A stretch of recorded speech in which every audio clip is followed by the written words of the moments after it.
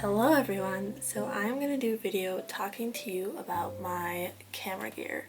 I do not have fancy camera gear. It is pretty basic, and a lot of it was, well, not a lot, a couple things are gifts or I can borrow them.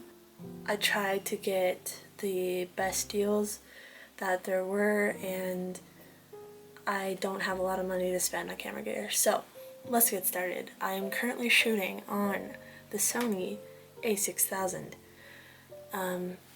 It has gone through the ringer. The eyepiece is shattered, the screen is cracked, the lens is dented, but otherwise the body of it is okay. It still shoots photos. It needs to be cleaned.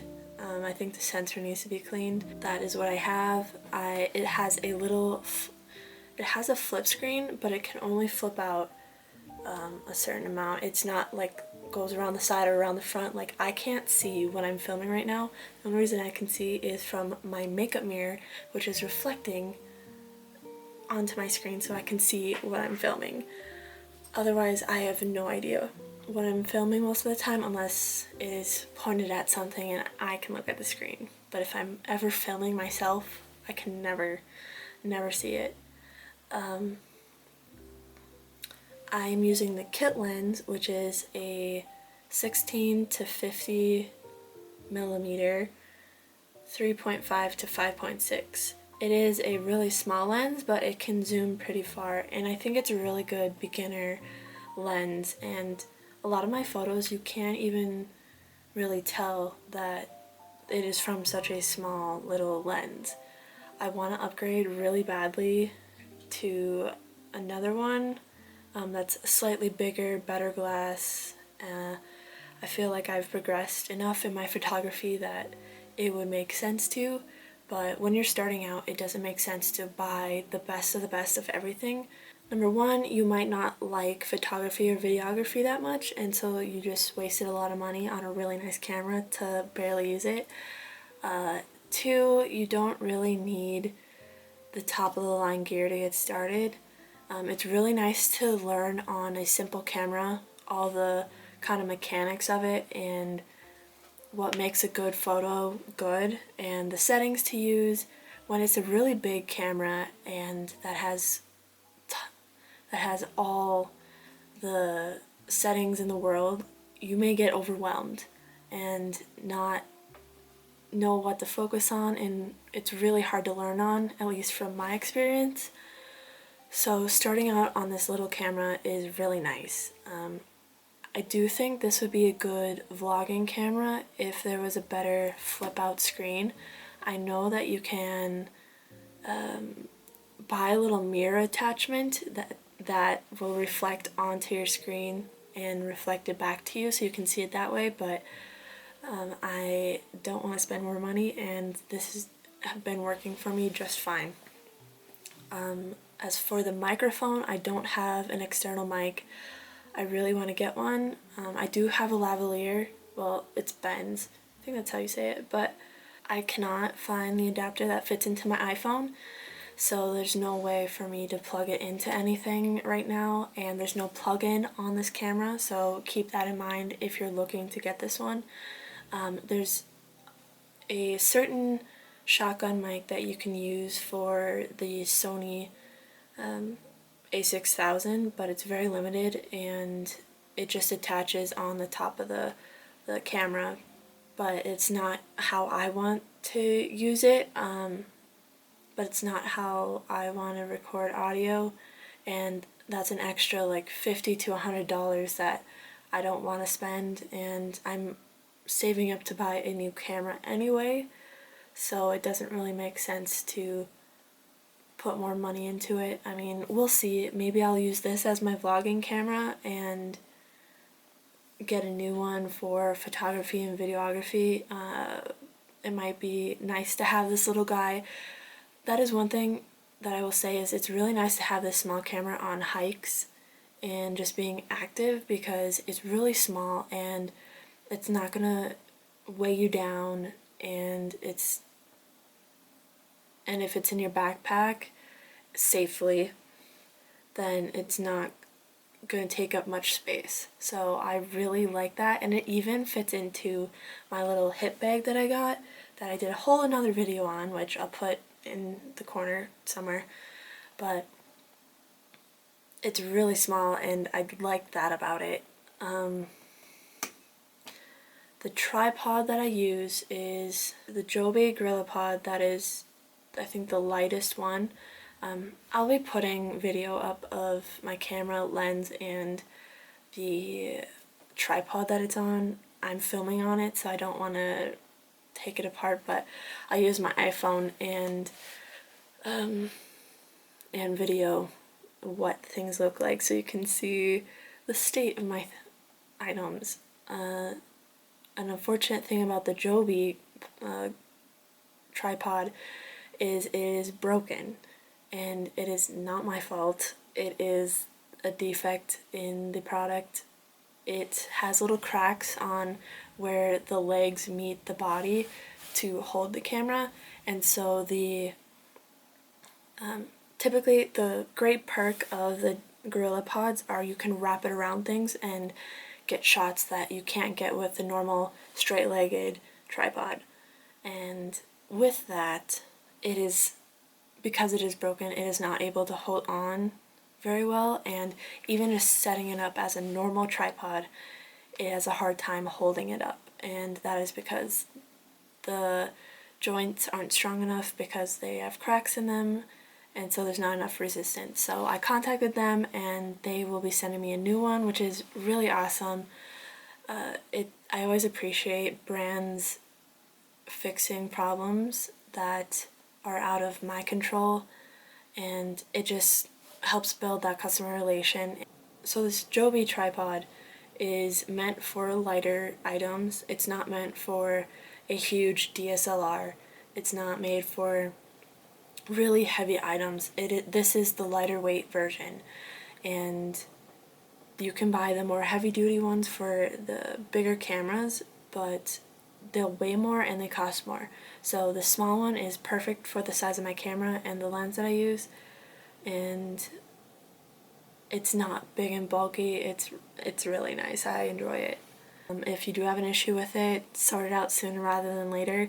I literally waited till the last day because I didn't realize that it was so soon. So keep that in mind. The first tripod that I ever had is a very popular tripod that vloggers have. The little tripod is called the Manfrotto PIXI Mini Tripod in black. It has short legs, and then there's a button that you press, and that total head, it can move, and so you can shoot in pretty much any direction, which is really nice, and change the angle. It was pretty cheap. I think it was $20, and it's nice to have just a little tripod to hold and to set down quickly if you want a shot of you just walking or something. You have to be pretty creative on where you set it, so it's not just like all ground, shooting from the ground up shots. It's tricky a little bit, but it's a really nice one, and I've never had any issues with it. You just have to be mindful of how much your camera and your lens weighs, because if you tilt it too far one way, it will fall, and just because it's so top heavy. So be careful when you are using tripods and cameras, obviously, but it's happened to me a couple of times where I'll set it down and not check the balance of it, and it'll just topple over. I've never had any issues with it, but yeah, keep that in mind. Well, we're on the topic of tripods, so the big tripod that I typically use, the tall tripod that I typically use is this one, and it is very broken. You can see the tape here. This is completely cracked, and it's not really stable. Like, it shouldn't move like that, and I can't tighten it anymore. Typically you would tighten it with this little handle, but it cannot anymore. And then this leg also broke off from Louise running into it. but it gets pretty tall, and it was only fit. Oh, also this piece is broken, if you can see. So it is been through a lot, but it is only, I think, $15. And $15 for a tripod you can't expect a whole lot out of. It is super light, so I bring it on hikes with me sometimes. If I know that I want to get some good shots of either video or photos, it's really nice to have, and especially when you know you're not going to be around like trees or there's not going to be any ledges that you can set your camera on. It's nice to have this so that you can get a more eye-level shot, or there's just more creative freedom with it, and you can adjust it. This comes up and these come out. There's two of them. They get pretty thin, and it's super lightweight. Also, this tripod comes with a phone. Like, instead of attaching your camera, you can attach your phone, which is really nice if you don't have a big camera, or like iPhones take great photos, so you could totally just get this for your phone. It also has like a little clicker, a little mini remote that you can connect with your phone as well. So that's really nice, and I haven't used it a whole bunch, but I have used it for certain photos, and it's really nice and small too. This is from Amazon, and I'll put the link below. I'll put the link below for everything that I have, but it's super light and really cheap. It could just topple over if it's not at the right angle, so be mindful of your angles and where the weight is at, because we don't want your camera falling over and it shattering and being really sad about it. It's a huge bummer. So don't do that. So be smart. The batteries that I use, I have 4 batteries, and it came with this little charger. I bought a little pack for it. This one by far charges the fastest. I have 2 chargers, and this one always works. I usually leave it in my car plugged into the outlet, and so it's constantly charging my batteries, because I just go through them so often, and I'm usually shooting outside, so I'll always have my car with me, and so I'll always have extra batteries with me. But they're just these little ones. What are these? Li-ion? I don't know. But they're just these little batteries. They're really small, and they last pretty long, typically. Shooting video really drains them, but you can take photos pretty much all day long if you want to, off of 1 battery, maybe 2.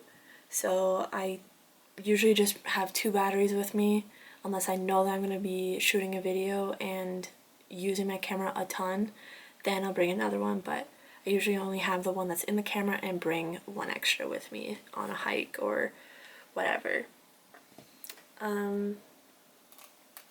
Another huge, very important thing is getting an external,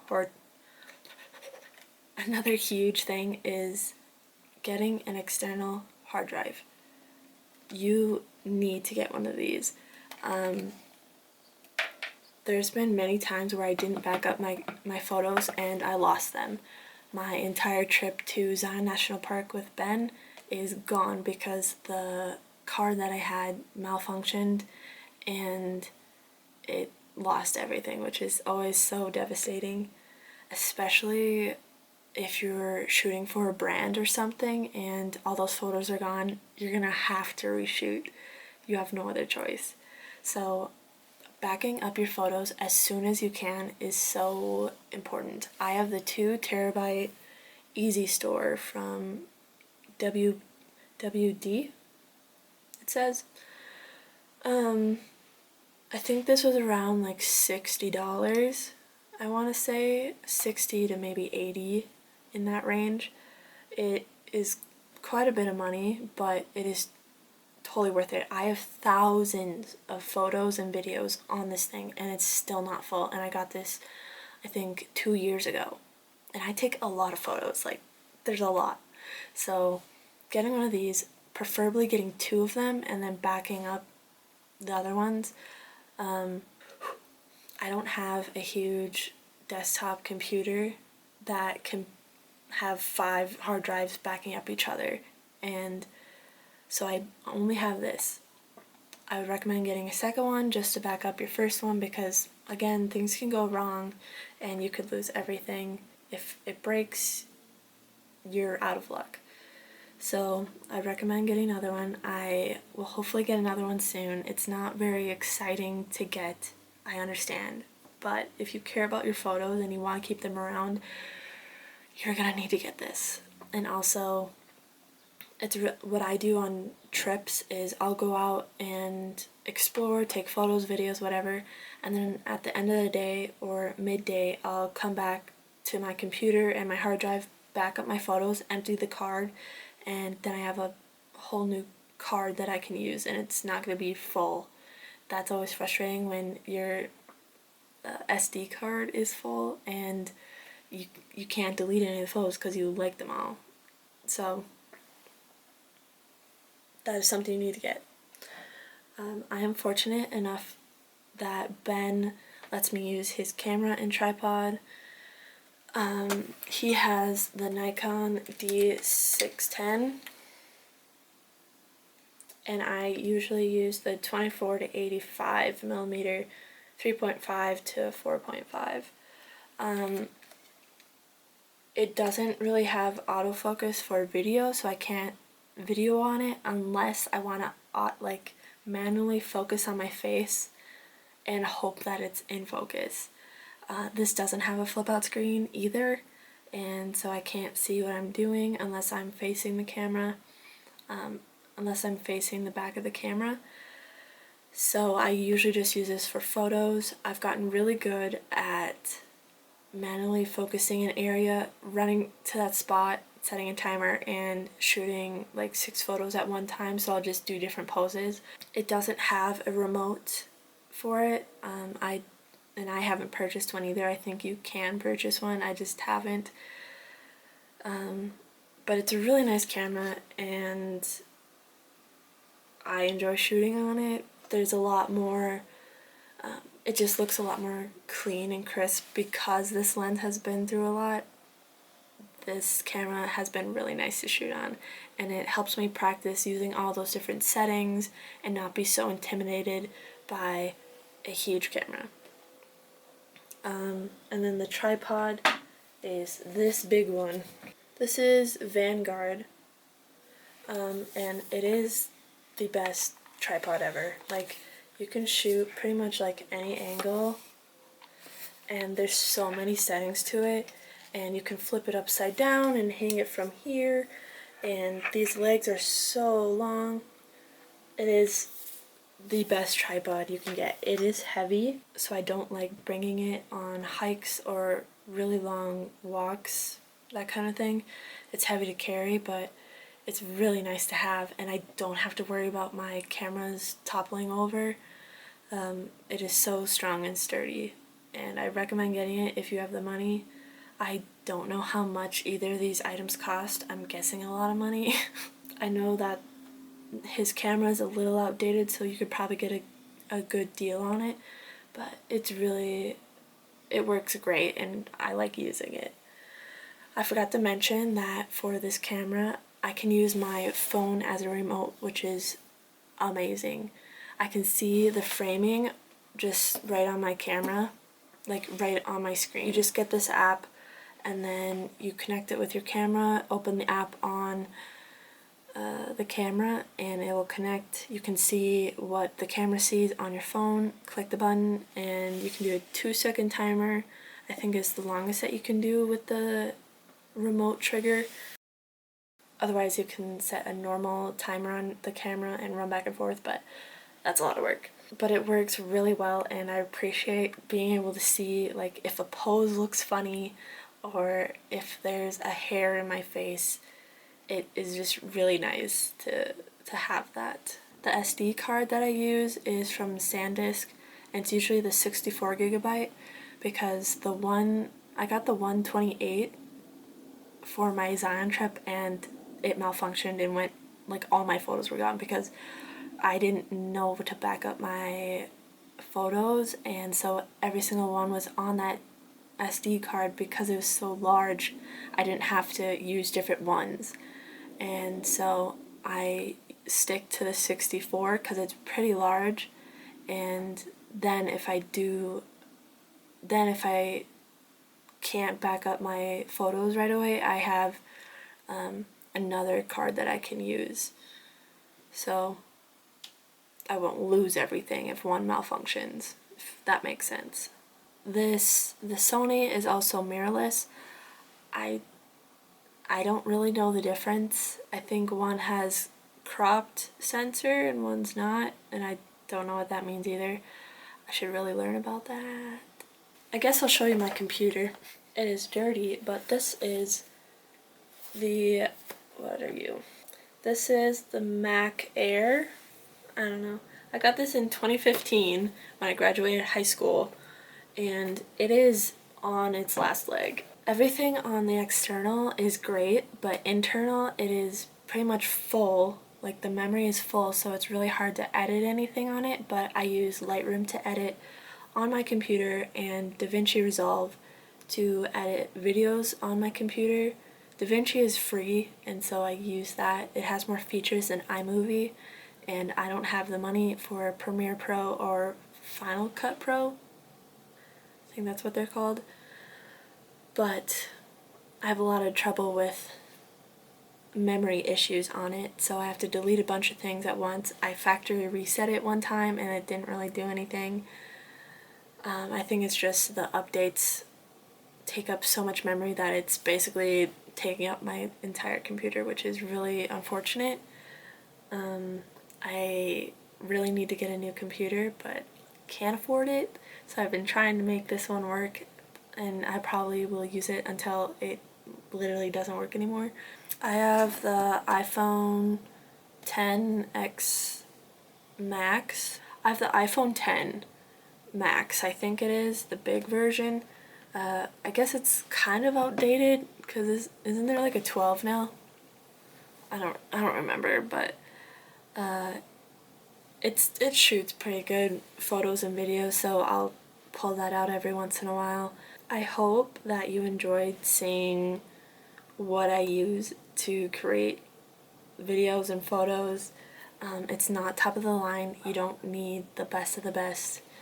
And I know, like, every creator ever says that, but it is really true. Just start small and then you can build on that. Like, I wouldn't necessarily recommend the A6000. I would get one of the other models, like the bigger models. I really want to get the Sony, what is it, 7 III? I don't know, but I would get one of the other ones because they have flip screens now and mics that you can attach that are a lot easier. So I would keep that in mind if you're looking to get a camera, if you want a flip screen and if you want to be able to have a mic. And also a third thing, if you want to be able to change out your lens. I know a lot of the vlogging cameras, I think the G7X or something like that, G7S X, that one has a fixed lens and you can't upgrade that. I would start with getting a decent body of the camera and then you can upgrade the lenses as you go and as you progress. I think that's the way to do it. But I hope it was helpful and that you like seeing what I use. Like it if you liked it, subscribe if you want to, and I'll see you in the next one. Bye!